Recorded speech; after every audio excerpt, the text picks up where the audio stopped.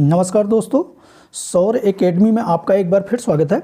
और आज हम एमपीपीएससी की यूनिट 5 राज्य की संवैधानिक व्यवस्था, तो मध्य प्रदेश की संवैधानिक व्यवस्था और इसके त्रिस्तरीय पंचायती राज और नगरीय प्रशासन से संबंधित कुछ प्रश्नों को देखेंगे। बहुत महत्वपूर्ण है, एमपीपीएससी और पटवारी दोनों ही एग्जाम के लिए महत्वपूर्ण है।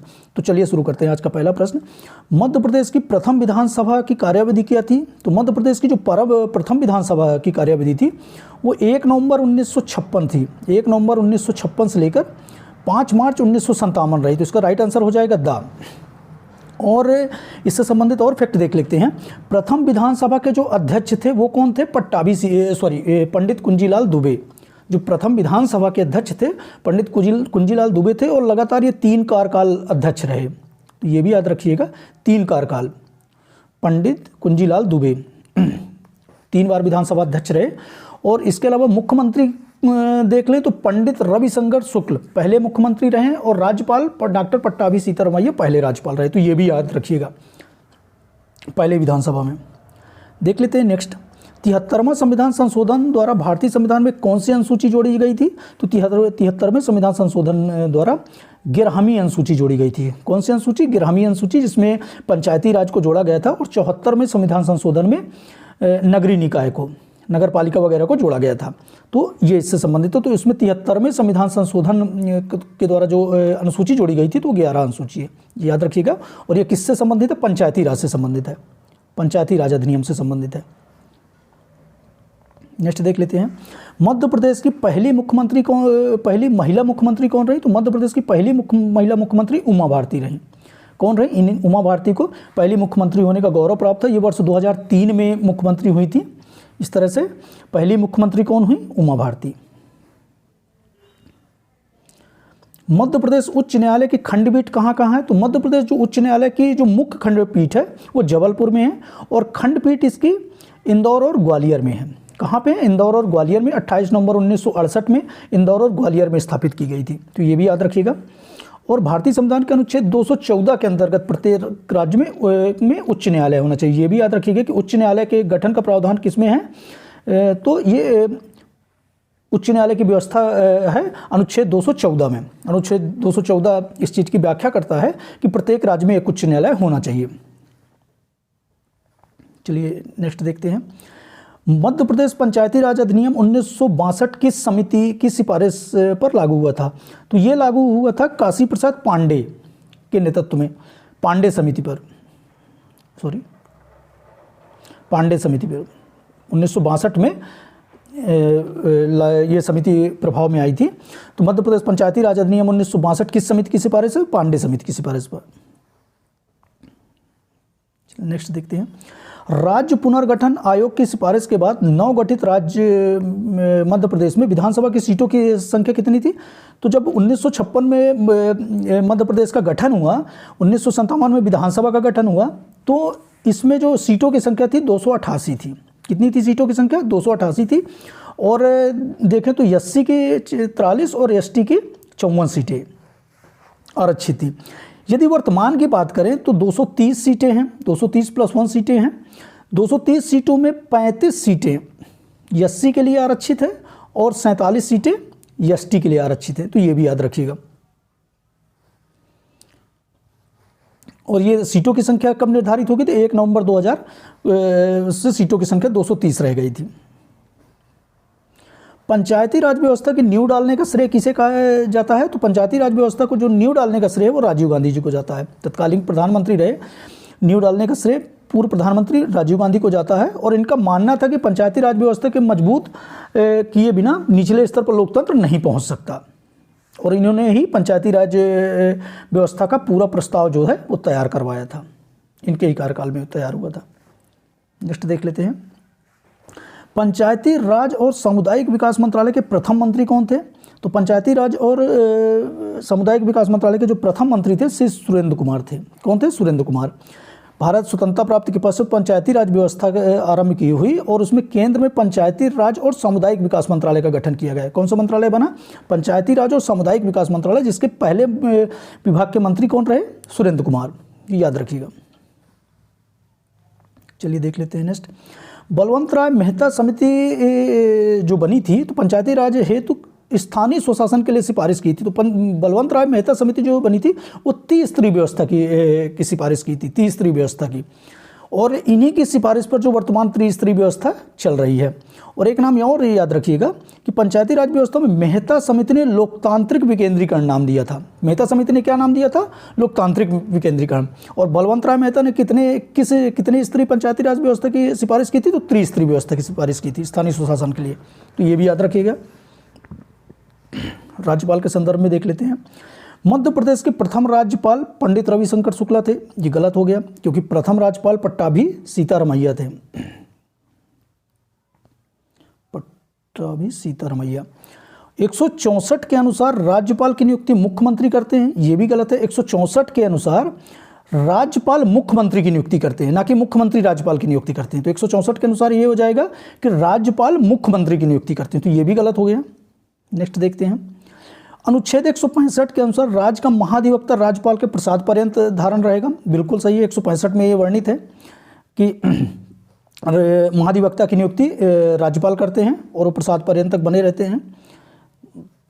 चौथा देख लेते हैं। अनुच्छेद 213 के अनुसार राज्यपाल को अध्यादेश जारी करने की शक्ति प्राप्त है। तो ये भी बिल्कुल सही है। तो इसमें से तीसरा और चौथा सही है। राज्यपाल को जो अध्यादेश देने की शक्ति प्राप्त है वो 213 में है और राष्ट्रपति को 123 में। ये भी याद रखिएगा। राष्ट्रपति को 123 में जो अध्यादेश जारी करने की शक्ति राष्ट्रपति के पास है वो 123 में है और राज्यपाल के पास है वो 213 में है।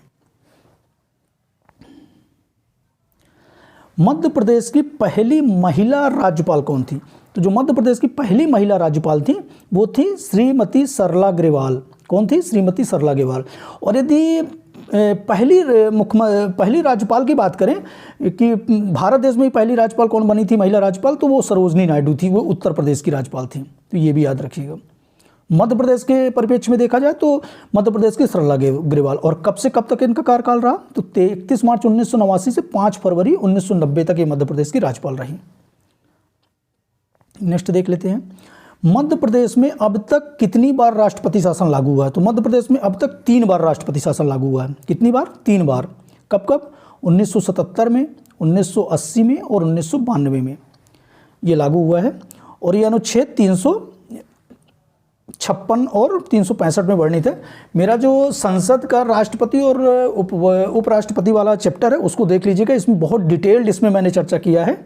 राष्ट्रपति शासन, राज्यपाल शासन इत्यादि वगैरह के जो आपात संकटकालीन शक्तियों का विवरण इसमें बहुत अच्छी तरह से समझाया गया है। तो उसको देख लीजिएगा, पूरा चीज़ समझ में आ जाएगा। नेक्स्ट देख लेते हैं।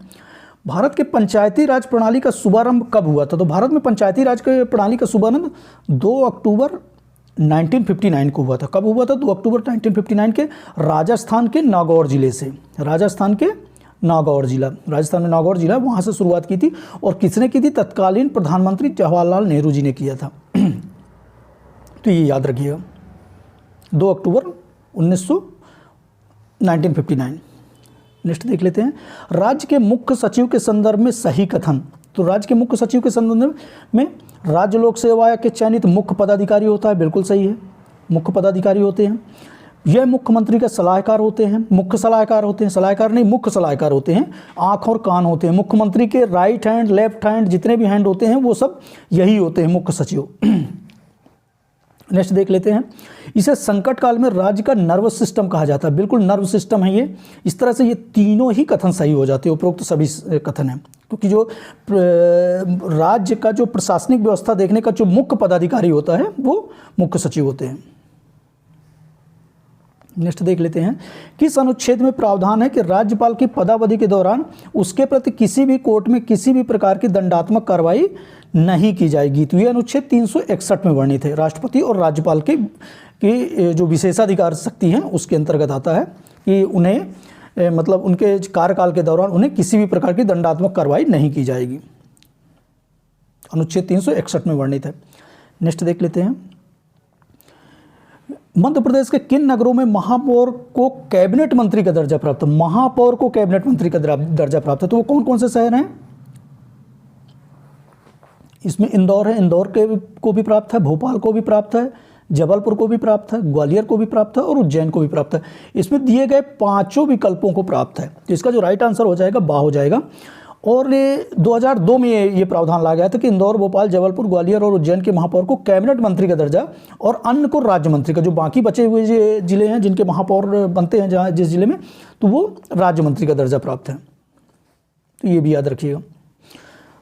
प्रदेश के मुख्यमंत्री का सही आरोही काल देखना है, तो प्रदेश के मुख्यमंत्री का उमा भारती के बाद बाबूलाल गौर, उमा भारती, बाबूलाल गौर, शिवराज सिंह चौहान, ये सही कार्यकाल है। बाबूलाल गौर इसमें पहले आ गए तो ये गलत हो गया। शिवराज सिंह चौहान पहले आ गए तो ये भी गलत हो गया। उमा भारती, शिवराज सिंह चौहान, बाबूलाल गौर, कमलनाथ, ये बाबूलाल गौर पहले हैं। इसमें जो दिए हुए ऑप्शन में ये फर्स्ट ऑप्शन ही आ है। देख लेते हैं इनके कार्यकाल। उमा भारती का जो कार्यकाल रहा है, उमा भारती जी मुख्यमंत्री कब बनी? 2003 से लेकर 2004 तक। बाबूलाल गौर मुख्यमंत्री बने 2004 से लेकर 2005 तक। शिवराज सिंह चौहान 2005 से लेकर लगातार अभी तक हैं। 2018 में कमलनाथ गवर्नमेंट आई थी तो 1 साल के लिए बने थे, उसके बाद फिर मुख्यमंत्री बन गए। तो लगातार लंबे समय तक, सबसे लंबे समय तक जो कार्यावधि रही है वो शिवराज सिंह चौहान जी की रही है। आगे देख लेते हैं। मध्य प्रदेश पंचायती राज अधिनियम 1993 में परिकल्पित ग्राम सभा का उद्देश्य क्या है? जो ग्राम सभा का गठन हुआ था 1993 में, वो किस उद्देश्य के साथ गठित हुई थी? क्या उद्देश्य था उनका? सभी नागरिकों व आपराधिक मुकदमों की सुनवाई करना, ये गलत है। प्रत्यक्ष राजनीतिक अधिकार और आम जनता के हाथ में सौंपना, ये सही है, क्योंकि जो पंचायती राज का गठन हुआ था प्रत्यक्ष राजनीतिक अधिकार और आम जनता को के हाथ में शक्तियां सौंपना था, यही अधिकार था। पंचायत का सचिव चुनना ये गलत है, विकास के लिए धनराशि जुटाना ये गलत है। तो जो 73वां संविधान संशोधन हुआ था जिसमें पंचायती राज व्यवस्था प्रभाव में आई थी 1993 में, तो उसका जो मुख्य उद्देश्य था प्रत्यक्ष राजनीतिक अधिकार, जो राजनीतिक अधिकार है वो आम जनता को दिए जाएँ ग्राम स्तर में। तो इसका जो राइट आंसर हो जाएगा बा हो जाएगा। और इसके विषय में देख लेते हैं। और मध्य प्रदेश में 73वां संविधान संशोधन के अंतर्गत 30 दिसंबर 1993, ये भी डेट याद रखिएगा, 30 दिसंबर 1993 को पंचायती राज अधिनियम पारित हुआ। पंचायती राज अधिनियम कब पारित हुआ? 30 दिसंबर 1993 को, जिसे लागू कब किया गया? 25 जनवरी, ये भी याद रखिएगा, 25 जनवरी 1994 को लागू किया गया। और मध्य प्रदेश पंचायती राज अधिनियम 1993 में परिकल्पित ग्राम सभा के गठन का उद्देश्य प्रत्यक्ष राजनीतिक अधिकार आम जनता के हाथ में सौंपने का ऐसा प्रावधान किया गया। नेक्स्ट देखते हैं। मध्य प्रदेश में ई पंचायत के घटक में क्या क्या शामिल है? तो ई पंचायत के घटक में कंटेंट मैनेजमेंट बिल्कुल सही है, ये भी शामिल है। कैपेसिटी बिल्डिंग ये भी शामिल है। प्रोग्राम एंड प्रोजेक्ट मैनेजमेंट ये भी शामिल है। इसका जो राइट आंसर हो जाएगा तीनों है। अभी देख लेते हैं इसकी डिटेल। तो जो पंचायती राज के ई घटक हैं उसमें शामिल क्या क्या है? Programme and project management, content management, capacity building, connectivity, computer infrastructure, business reengineering, information and service need, ये सारे ई पंचायत के घटक हैं। नेक्स्ट देख लेते हैं। मध्य प्रदेश पंचायती राज अधिनियम 1993 में पंचायत निधि निर्माण संबंधी प्रावधान कब लागू हुए? तो कब लागू हुए थे? ये 28 दिसंबर 1996 को लागू हुए थे। चतुर्थ संशोधन था इसमें। देख लेते हैं डिटेल इसकी। मध्य प्रदेश पंचायती राज अधिनियम 1993 की चतुर्थ संशोधन 28 दिसंबर 1996 को लागू हुआ, जिसमें पंचायती संबंध में आरक्षण संबंधी व्यवस्था की गई, उसको तर्कसंगत बनाया गया और पंचायतों में निधि निर्माण संबंधी प्रावधान को लागू किया गया। पंचायतों में निधि निर्माण संबंधी प्रावधान को लागू किया गया। इस तरह से हमने पंचायती राज व्यवस्था और राज्य की संवैधानिक व्यवस्था के आज 20 क्वेश्चन देखे। इसके बाकी बचे हुए क्वेश्चन नेक्स्ट वीडियो में देखते हैं। वीडियो को पूरा देखिए, ज़्यादा से ज़्यादा लोगों तक शेयर कीजिए और बहुत ही डेडिकेटेड पढ़ाई कीजिए। आपके हाथ में 2023 में अवसरों से भरा हुआ है। तो चलिए इसी पढ़ाई को कंटिन्यू रखिए और नेक्स्ट वीडियो में मिलते हैं। धन्यवाद।